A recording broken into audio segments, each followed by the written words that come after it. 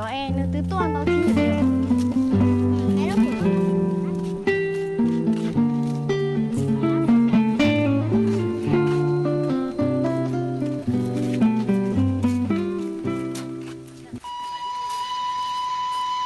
Học cũng đâu tới chơi rồi.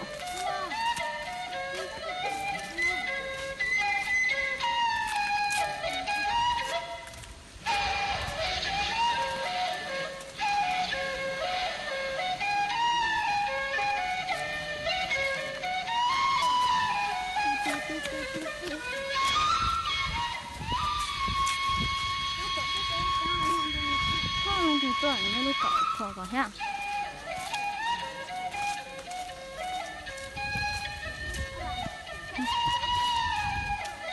Em tao cá, mà em sẽ tao bún lù. Chỗ nó lo chơi cả cái bún lù.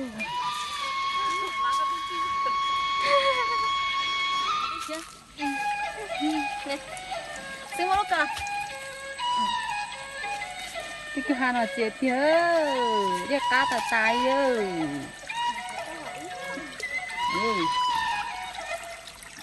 Mà là hồi chị đi nó sẽ chơi tuột. Cá chơi. Chuyện đây cũng ăn tại đây sẽ tôi nhìn ha.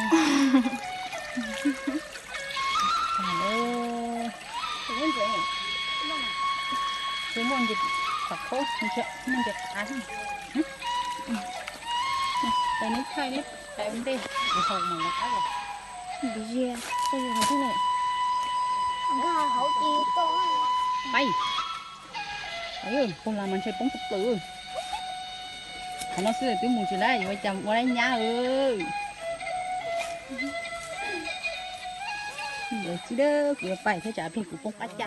Về ôn chú à?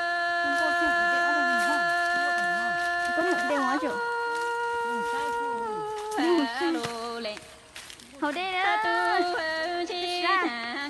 Tuổi ta xuống á. Hậu đây. Ôi tôi tỏi ha.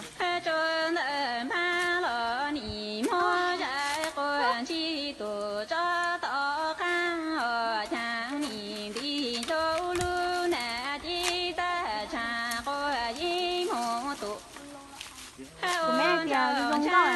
Của mẹ mất giá trong một sai.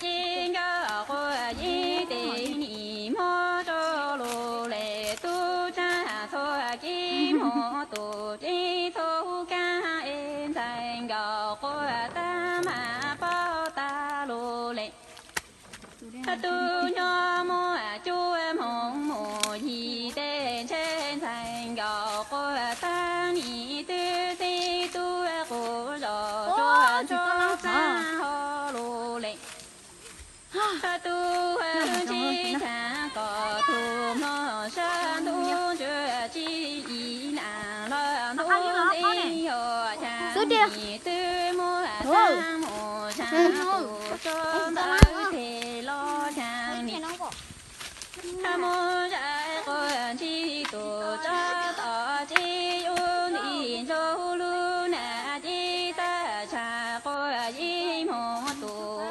trong chi thành gạo của ta chỉ bao tệ nhị ta cũng rõ ta chế hợp là tin noam hồ tổ xin chào chi lu na chi gạo của y tệ nhị mô cho lu tu cha thô ca hồ tổ chi thô chi thành gạo của ta mà bao ta lu lệ tu nho mô ta hữu mô ra tên trên thành gạo của ta ni tư ti tu hữu rõ cho chi hậu lu lệ tu cho thằng đấy biết tiếng đi.